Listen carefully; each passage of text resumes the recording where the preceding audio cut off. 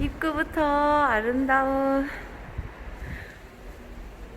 아모레 퍼시픽 미술관이에요.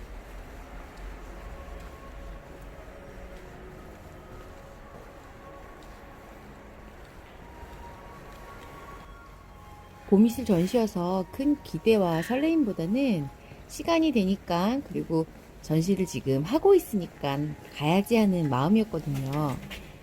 그런데 이게 무슨 일이죠? 정말 깜짝 놀랐어요. 탄성이 저절로 나올 만큼 아름다운 전시였거든요. 그래서 한 번 보고 그냥 가기가 너무 아쉬워서 한 번 더 보고 왔는데요. 자꾸 눈에 아른거려서 또 보고 왔습니다. 우와. 감동스러운 전시 함께 보러 가실까요? 미술관 입구로 들어가 보겠습니다. 여기 로비층도 너무 멋있어요. 짜라란. 너무 멋있어서 한 번 더 왔습니다. 들어가 볼까요?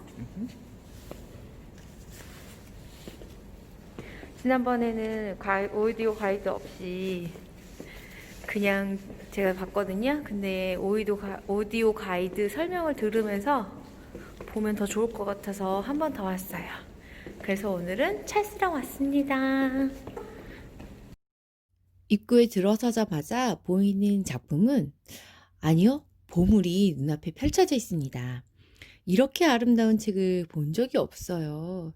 가까이 가서 보면 더욱 놀랐습니다. 검은 종이 위에 흰색 글씨가 쓰여져 있는데요. 은이 섞여져 있다고 해요. 그래서 멀리서 은은하게 빛나는 광채감을 느낄 수 있고요. 가까이서 보면 또 우아한 기품이 차르르 흐른답니다. 전시가 시작되는 공간에는 어마어마한 병풍들이 고귀하게 배치되어 있습니다. 처음에 만나는 이 큰 병풍 두 개는요, 크기만 다르고 구성하고 있는 소재가 거의 똑같아요. 그래서 두 작품을 서로 비교하면서 보는 재미가 있어요. 함께 한번 비교해 볼까요? 요지연도 팔폭 병풍이라고 해요. 복숭아 나무에 복숭아가 3000년에 한 번 열리는데, 그래서 복숭아가 불로장생의 의미로 그 복숭아가 열리는 시기에 잔치를 열었다고 해요. 그 모습을 병풍으로 표현했는데요. 구름을 타고 오는 신선들과 바다를 건너오는 신선들, 아주 재밌게 표현되어 있죠. 동전으로 두꺼비를 따라오게끔 표현한 그림이고요. 원숭이는 벌써 복숭아를 가지고 있네요. 이야기가 있어서 더 재미있는 작품이었습니다. 해상 군선도 열폭 병풍입니다. 20년 동안 한국에 살다 독일로 돌아가는 볼터에게 고종이 장수와 복을 담은 병풍을 선물했고요.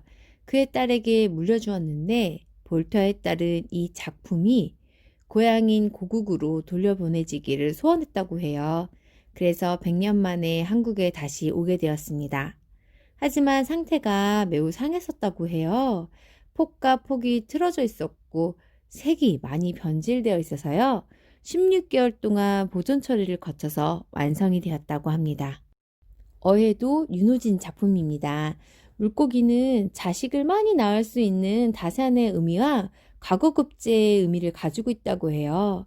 그래서 이 병풍은 그 물고기를 표현하는 생동감 그리고 움직임이 매우 다양한 농담으로 잘 표현되어 있어요.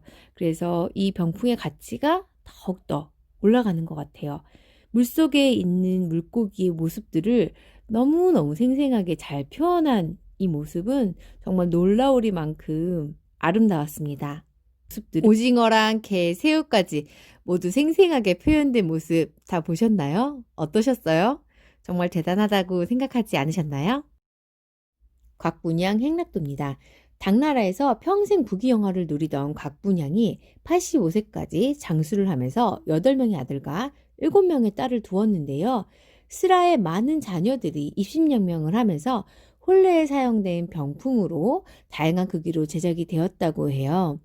그래서 중앙에 자손들과 함께 둘러싸여 있는 곽분양과 곽부인의 모습을 볼 수가 있는데요. 처음엔 저희가 똑같은 그림이라 생각했어요. 근데 자세히 보니 하나는 젊었을 때, 하나는 나이가 들었을 때의 모습이 그려져 있더라고요.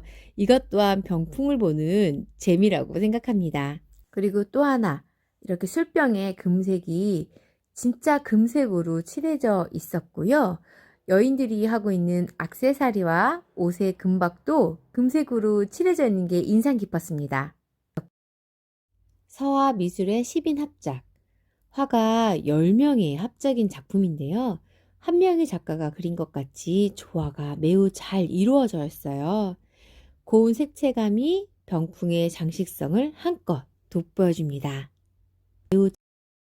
이번 작품은 정말 친숙한 작품이에요. 십장생도입니다. 장수를 상징하는 10가지 자연 동식물을 그렸는데요.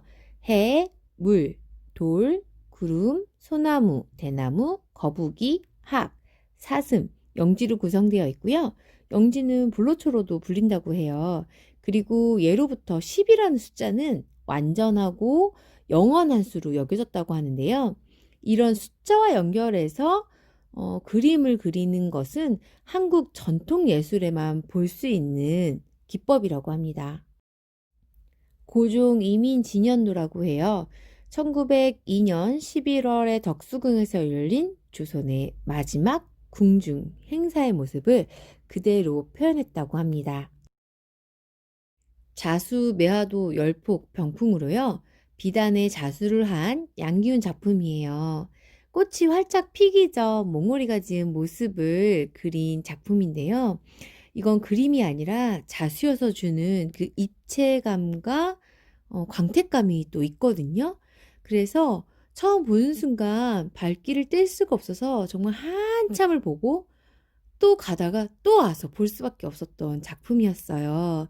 그리고 더 재밌었던 거는요. 각인마저도 그리고 글귀마저도 자수가 되어 있었더라고요. 기명 절지도 팔폭 병풍. 여기서 기명은 그릇이란 뜻이고요. 절지는 꺾인 가지라고 해요. 어떻게 보면 동양의 정물화 같은 개념인 그림인 거죠. 그래서 그림의 소재도 진기한 옛 그릇이나 화초, 채소, 과일 그런 것들을 그린 그림이고요. 부귀를 불러온다고 합니다. 책가도 팔폭 병풍으로 19세기 후반에 그려진 작품으로요. 종이에 채색되었는데요. 책, 문방구, 꽃, 과일, 고동기 등이 그려져 있어요. 그리고 상류층들은 이런 고가의 물건들을 그려 넣어서 자랑을 했다고 합니다. 그리고 제가 이 작품에서 가장 인상 깊었던 것은 꽃꽂이 실력이었어요. 꽃꽂이 실력이 엄청 대단하고 세련됐다는 느낌을 받았거든요. 그리고 그림 속에 안경 보이시나요? 예, 이 안경이 그려져 있는 것으로 봐서 그 당시의 소비 문화가 어떤 것인지 알 수 있는 작품이었습니다. 어라 중림도 열폭 병풍이에요. 20세기 초기 작품으로요. 비단에 수묵을 한 작품인데요. 보름달이 떠 있는 모습도 보이고요. 빠른 붓질로 생동감 있게 대나무의 모습을 잘 표현한 것 같아요. 그러니까 윗부분과 아랫부분 상하를 과감하게 생각해서 좀 더 자세한 대나무를 표현했고요. 여기에 글귀가 있는데 무슨 글이냐면요. 가을의 소리는 귀에 가득한데 사람은 오지 않고 검은고를 뜯으며 휘파람을 부르니 달이 떠올라 머무네. 이렇게 써 있다고 합니다. 자수 백동자도 열폭 병풍이에요. 비단에 자수를 놓은 거고요. 100명의 아들을 얻은 주나라 문왕의 고사에서 유래해서 나온 이야기를 표현한 작품입니다. 그래서 자손의 번창과 입신양명을 기원하는 의미에서 홀렛이나 여성의 공간을 장식하는 용도로 많이 사용됐다고 합니다. 이 작품도 백동자도입니다. 하지만 그 전에 있었던 것은 비단의 자수였지만 이번 작품은 비단의 채색이 된 작품이에요. 그래서 여기서는 아이들이 어떻게 노는지 한번 볼게요. 원숭이를 데리고 놀고 있어요.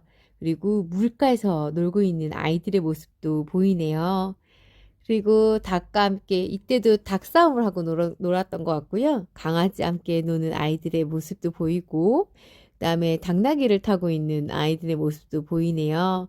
그리고 이때는 왕놀이를 하고 있는 것 같아요. 참 재밌게 노는 아이들의 모습 사랑스럽네요. 자수화조도 팔폭병풍. 비단에 자수가 놓여져 있는 작품으로 전시가 된 모든 작품 중에 가장 아름답다라고 느낀 병풍이에요. 사진으로는 그 영롱한 빛과 분위기를 담지 못했어요. 비단 실이 주는 입체감이 여러 각도에서 매번 다른 빛을 보였기 때문인데요. 기회가 되신다면 꼭 가서 보시길 추천드려요. 쉽게 만나기는 어려운 대단한 예술품이라는 생각이 들었습니다. 춘경 산수도 육폭 병풍으로 종이에 수묵 채색이 된 작품인데요. 작가 병간식이 방랑 생활을 마치고 은거하던 시기인 1944년 전주 완산의 봄을 그린 산수화예요. 저는 이 그림을 보고 깜짝 놀랐었던 게 1944년도 작품이라는 거예요. 불과 7, 80년 전의 모습인데요. 과거 1940년대 미국과 유럽의 모습을 비교하면 엄청난 차이가 있잖아요. 현재 대한민국은 정말 어마어마하게 성장한 모습을 보이고 있어서 시대적인 느낌을 확 느끼게 해주는 작품이었다고 생각합니다.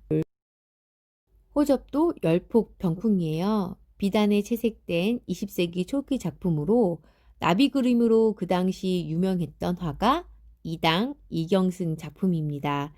꽃과 나비는 남녀 관계를 은유하지만 나비는 장수를 상징하기도 해서 선물용 그림으로 많이 사랑을 받았다고 합니다. 나비와 꽃 모양을 정말 아름답게 표현한 작품입니다. 벌써 마지막 작품이네요. 수월 관음도 14세기 비단에 채색된 보물 제 1426호입니다. 수월 관음도는 깨달음을 얻기 위해 보타락가산을 찾은 선제동자가 관음보살과 만나는 화엄경의 입법 개품 장면을 그린 작품이에요.